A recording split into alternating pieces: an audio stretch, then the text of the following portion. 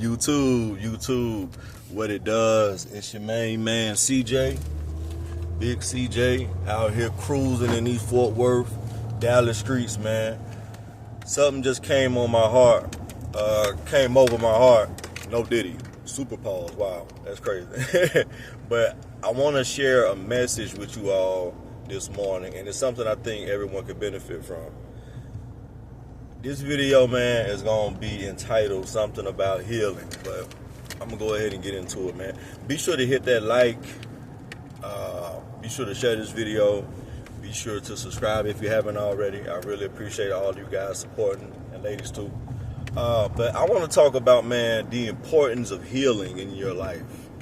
And this is something that I think we don't talk a lot about. We use a lot of buzzwords in today's time about mental health and, you know, choosing peace and things like that. But I don't think we really go into the nooks and crannies of what that really entails or what it looks like. And granted, it's different for everybody. Like, it's not going to be the same for two different people. But I really want people, man, to get into the habit of healing themselves, bro. Like, and when I say healing, let me explain like what I mean. When you go through, you know, trauma in life, and when you go through like adversities and you go through things, man, to where it feels like the enemy is sending the best he got at you to destroy you, to demolish your mind, to take away your peace and to take away your happiness and to remove you from feeling like you even want to be here in some cases, right? You got to know at some level, there has to be some part of you have to be aware has been damaged. Anytime we go through like trauma or some deep adversity or we have a major setback in life, we have to be aware that what happened to us it was an attack on us. Or maybe sometimes it wasn't, but there was a part of us that was changed and there was a part of us that was damaged. Whether we know it or not, whether it was intentional or it was something that was, you know, like inadvertent almost. But it's important, man, for people to know that when we go through like adversities in life and we go through things that happen to us and whatnot, we have to know how to bounce back from that, right? But bouncing back isn't as easy as just, you know, trying to, you know, like shrug it off and that like, oh, I'm cool, you know, because we do that a lot, especially as men. You know, as men, we're taught and we're bred to not show emotions, to not really feel, to not really show that we're hurt. You know what I'm saying? Even when we're hurt and we're, from an emotional standpoint, we can be bleeding and just broken and damaged and destroyed and tossed aside, man, like we don't even exist or we don't matter. But to the world, we got to wear that face like, you know, everything is everything, you know, everything is good, you know. So we really got to know how to heal, man. And I'm gonna tell y'all like what works for me, right? And this may not work for everybody, but I think if I can give my breakdown, and listen, I'm not a medical professional, I'm not a doctor, nothing like that. I don't have an MD behind my name, but I can tell you, man, like when it comes to healing for me, it's a multi-step process, right? So the first part of like healing for me is like acknowledgement, right? Because sometimes, man, like we try to play mind games with ourselves, right? And we'll trick ourselves out. Trick ourselves out of thinking that there's a real problem, or we'll try to, like, you know, manipulate our mind into there not being any hurt or any pain when there is hurt and when there is pain, right? So, but the first thing is acknowledging, man, just admitting to yourself, because you can lie to everybody, bro, but you can't lie to yourself, man. And if you do lie to yourself, I implore you at some point to stop. You know, it's not good to lie to people in general. Like, you shouldn't like lie to other people either. But when you lie to yourself, that's crazy, man. That's one of the greatest forms of like self-sabotage that I could even imagine. You know, so you can't lie to yourself, man. Acknowledge what you're going through. Acknowledge what happened, right? Acknowledge how it made you feel too. Like, there's no shame in that. There's no weakness in saying, man, that really hurt me. That really broke me down. That really tore me to pieces.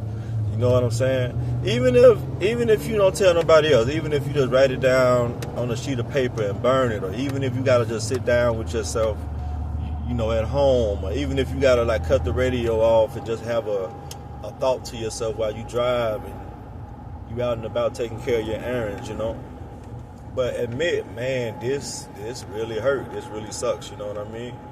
Okay, so once you get to that point to where you acknowledge it, now what I do, right, and this isn't what everyone should do, but I always look at the active responsibility and or role I played in what happened to me, because sometimes you may be the just victim of something that like took place, you know what I'm saying, and there's nothing that you could have done to prevent it, right? But a lot of times, man, when things go wrong in our life, or when things happen, or like when catastrophe occurs, at some level, there's a modicum of accountability that we have to accept in the role that we played in it, right? I can tell you, man, I've been fired from 3 jobs in my whole life, right? I probably had like 20 jobs in my life, man, but I've been fired from 3, man.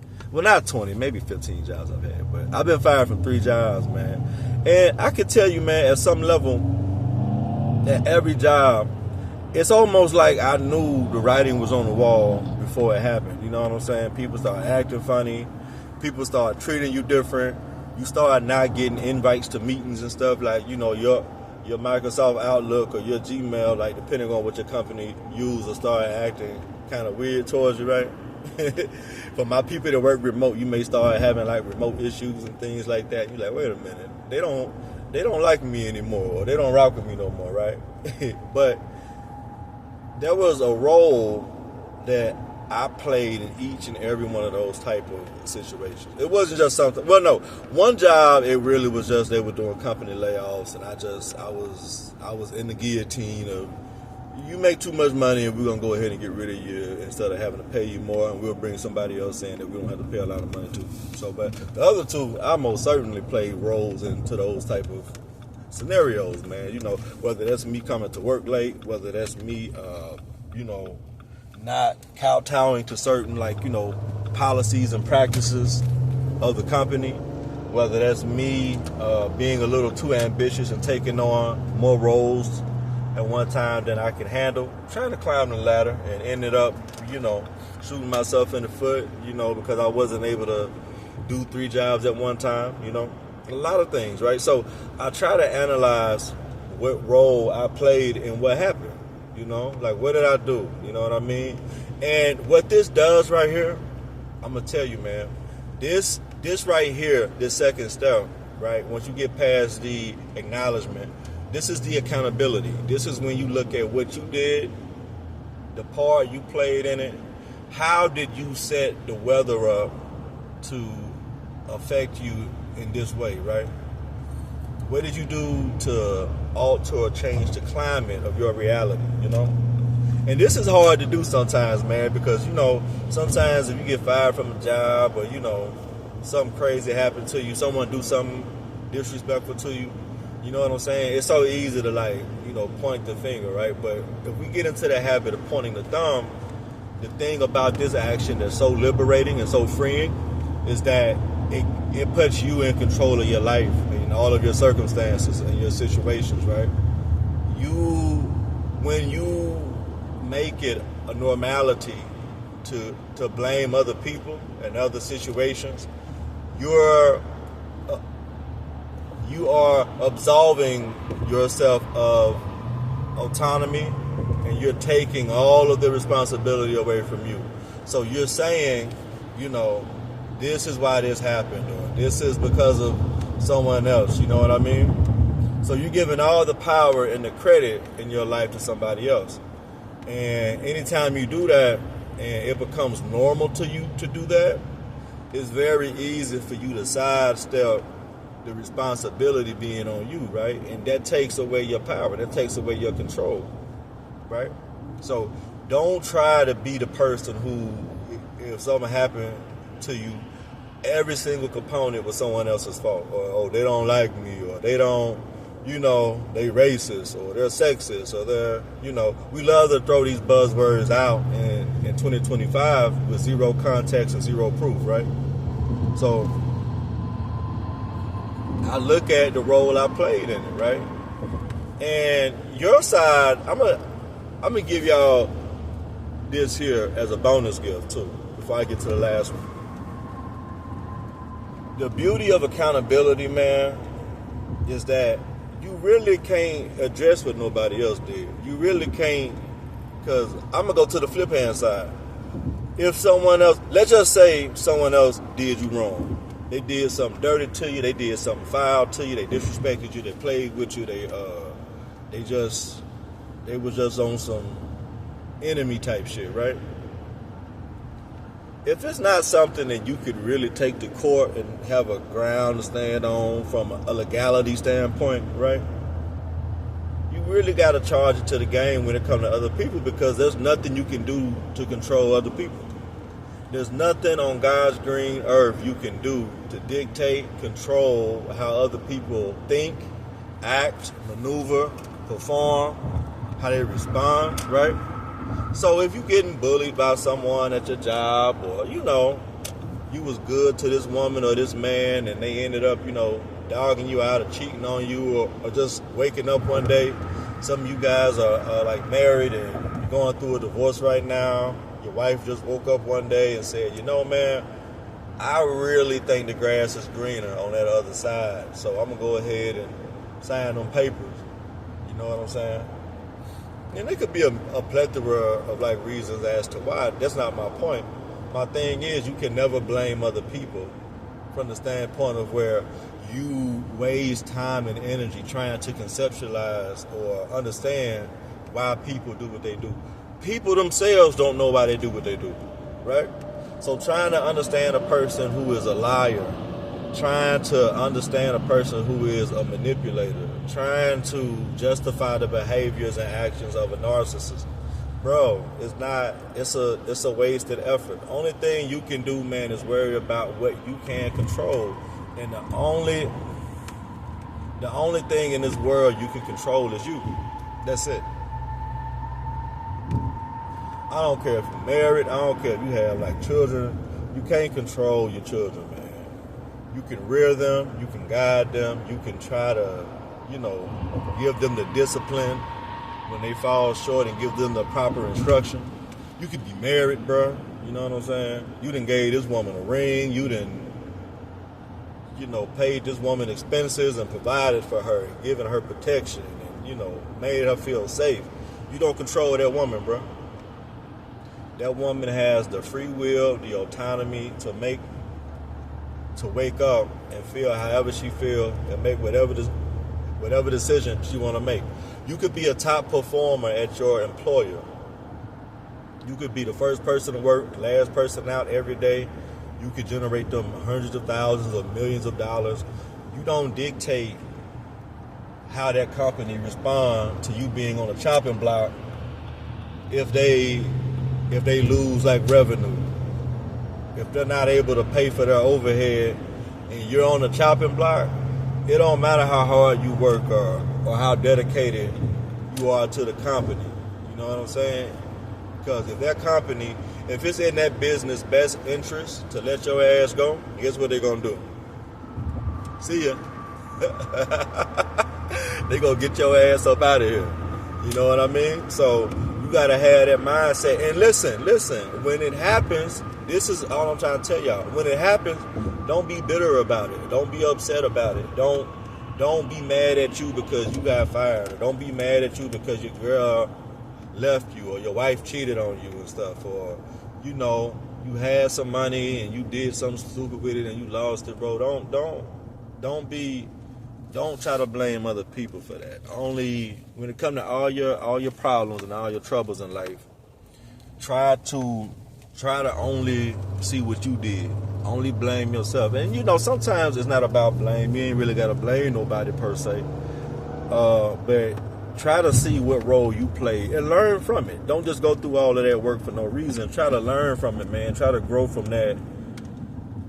Try to grow from your shortcomings in that regard. And the third point I want to make in healing, you have to, once you've done the acceptance and you've done the accountability, man, now we got to get down to the action. So this is like AAA, but not the insurance. You know what I'm saying? AAA. Okay, all the old people will get it. But you got to get down, man, to the actions, right? So now, this is the fun part of healing. The actions is like, you have to take all the negative things you've been taught, all of the destructive programming, all of the self-defeating language, right? And you got to replace all of that with positivity, man. And I know that's not a one day thing. It's not an overnight thing, you know. It's a day in and day out thing. I've been working on this. I've been on my journey for 10 years now, man.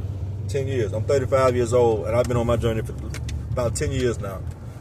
It'll be 10 years, I think, in July, my birthday month, man. But just going on this journey of just taking control of your life, man. Taking control of your peace and taking control of the things that don't bring you peace. So if something is bringing you the opposite of happiness, the opposite of peace, you got to take control of that too. And far too many times, man, we only address the good things, right? When things are going good, we address that. We hold it up in the air. But when things go opposite, we go immediately into blaming other people. We go immediately into blaming systems. That's why I've never been the type of brother to even bring through my teeth certain components of racism. Do I know that racism is a real thing? Absolutely.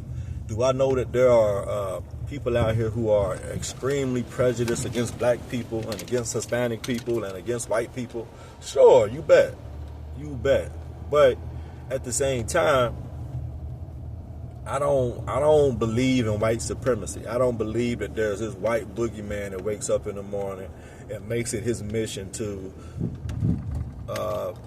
like shortcut or like, you know, cut off every opportunity that may be or may not be available to me. I just don't believe in that. I have a belief in God, and if you're not religious, I mean, I understand. I respect your decision. You know what I'm saying? But being a man of faith, man, and I believe in a higher power, but also I believe in myself. I have a high amount of confidence and belief in who I am as a man and in myself. So I don't put myself in a position to where I'm ever giving credit or credence to a power structure as to why I'm losing or why I'm failing in life or why I'm not, you know, quote unquote where I'm supposed to be, right? If I'm not where I'm supposed to be, if I'm falling short in life, I take all the blame for that. I put all that on my shoulders. So it's very important to be in a position to where you can begin to replace all of those negative instructions that we were taught, that we grew up with. We got to replace those things with things that are productive. We have to replace those with actions that leads to positivity, inner peace. We got to convert those negative thoughts and actions and reactions into energies that's going to make our lives more fruitful and more productive, more safe, more genuine, right? Because you got to think, we're programmed from grade school, guys. This is not, I'm telling y'all, man, this is not like, this ain't no like, you know, like tinfoil, like hat shit. This is real life. You're institutionalized from the time you're in pre-K, in kindergarten, to follow instruction, to do what you're told, to never think outside the box, to operate like everybody else operate, and operate in a sense to where, like, if you do anything original or comes organically from you, you're a bad person. Believe what we tell you, never seek the truth. Yeah, I like that. I like that. This is why I love these car videos, man. I really be coming up with some deep shit, like when I just be like talking to myself. Well, talking to you guys, right? But talking to myself, because I'm always talking to myself when I make these videos. I'm not trying to preach or talk at people. I'm really talking to me. But I'm talking to y'all too, because you're watching this. And if you're still watching this, big shout out to you, man. I really appreciate it. But yeah, man, like we gotta replace all of that, bro, because we're institutionalized. I don't think people get how deep the rabbit hole goes on that. From the time that you're like, the minute you start school, they start making you fit to be a warehouse employee. And listen, if you're working in a warehouse, man, and in this horrible job economy, especially in the West, if you are able to be gainfully employed, God bless you. I'm not throwing no shade at you at all, man, but I'm just like, using this as an example to create context. They're building you to be a 40-year cubicle worker. Take these instructions, do what we tell you to do, keep your head down, don't rattle or shake the boat. Maybe get a gold watch at the end, live 5 years after you retire and die. That's the thing, man. Go to school, go to college, which is gonna bring you a lot of debt and probably a degree you don't need or can't really monetize. Get married, have 2.5 kids. I never understood that was half a kid, I don't get it. Maybe they're short. I don't know. Get a dog, work a job you hate for 30, 40, 50 years. 50 years now because the cost of living is so crazy. I see people like when I go to Walmart, 80, 70, 90 years old, greeting people. And they had to go back to work because the economy is so bad. Social Security, due to the previous administration kind of like it slowly just evaporated.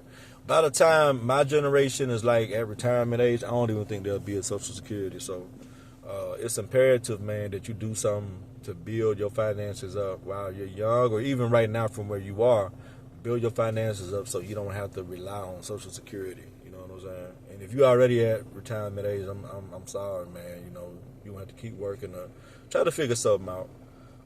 But start implementing actions to replace it, because one thing that people do anytime they go into like some type of therapeutic like environment, they address the illness, right? Or they will attack the bad, and then they'll just kind of keep on going, right? But that badness and that sickness and that ill will eventually slide back in unless you replace that bad with something good. Because anytime you remove something that doesn't serve you, if you don't replace it with something that does serve you, you'll find something new that don't serve you. So now the conundrum, like that cycle is going to continue and continue. So really, you did all that for nothing. You did all that work, all that, And granted, too, a nuance to this whole thing, you'll never just work on yourself one time and be done. This is a lifelong thing, right? I had battles at 25 that I would laugh at now, and I'm 35 now, and I'm dealing with things now that I wouldn't even dream of, like when I'm 46 or 56. You know what I'm saying? So life is a continuous thing. There's always going to be a new devil at every level you go to, right? And I've been really ascending a lot the last couple of years, professionally, and my entrepreneurial like efforts, being an ebook author and being a podcaster and being a YouTuber and being a real estate investor here in the Dallas-Fort Worth area, even in being a father. You know what I'm saying? Like I've really grown in a lot of areas and in a lot of ways, man. But once you do the work, the self-work, the deep dive you have to do, and you unclog and you remove all the bullshit from your life and the bullshit people and the bullshit things and the bullshit actions and behaviors, now it's on you to replace that with good. If that's God, that's God. Increase your faith. If that's doing more positive activities, that's doing more positive activities, man. Go, some of these big cities are like, these like regular cities. Go somewhere, man, to a park that got bikes that you can rent. And just go ride a bike on a Sunday afternoon, man. Like, and look at the lakes and look at the birds flying by and like just people watch, you know what I'm saying? And like just enjoy nature, man. Go for a walk, man. There's something about seeing the trees blow in the wind and everything, and this is the best time of year to do it. I don't know where everybody watching this live, but here in Texas, from late May to like late September, it's like the equator, it's like 1,000,000 degrees. So right now, it's comfortable enough to where you can put some shorts on, throw on some flip-flops, man, and go on outside and just have a good day. Or whatever it is, you know. One of my favorite activities to do with my 6-year-old son, man, we love to paint and we love to draw. Like, he's going through his dinosaur phase right now, so he just loves to sketch and just draw dinosaurs and paint. And we'll have a ball. I'll turn on some jazz music, man, and we'll turn the living room into an art gallery, you know. I love to read, man. I love to uncover different ways of thought, different ways to think. You can, anything in this world you want to do, man, you can just read it. Someone's written about it. Someone has made a book about it, and you can learn anything in this world, man. And you can indirectly have a mentor just from reading the words and the thoughts and the autobiographies of certain people that you admire and you look up to. So replace the bad with the good, man. I'm going to start rambling, so let me go ahead and wrap this up. Acknowledge, accept it, right? And then it's the accountability for number 2. Take ownership of it. And number 3, actions. Replace all that bad with as much good as you possibly can, man. And that's how you do it. And when you do it with the actions, be consistent. Make it a day in, day out, week in, week out, month in, month out. And before you know it, you done strung 5 good years together and you ain't even know it. So, if y'all still listening, man, I really appreciate you so much. This is CJ Wilkins. Be sure to like, comment, share, and subscribe to my YouTube channel. I greatly appreciate it so much. You guys are so awesome. It's good for the algorithm, you know, when you do the liking, the sharing, and all that. Share this video with someone you know who may use it or may need it, right? And as always, I'm out. Peace.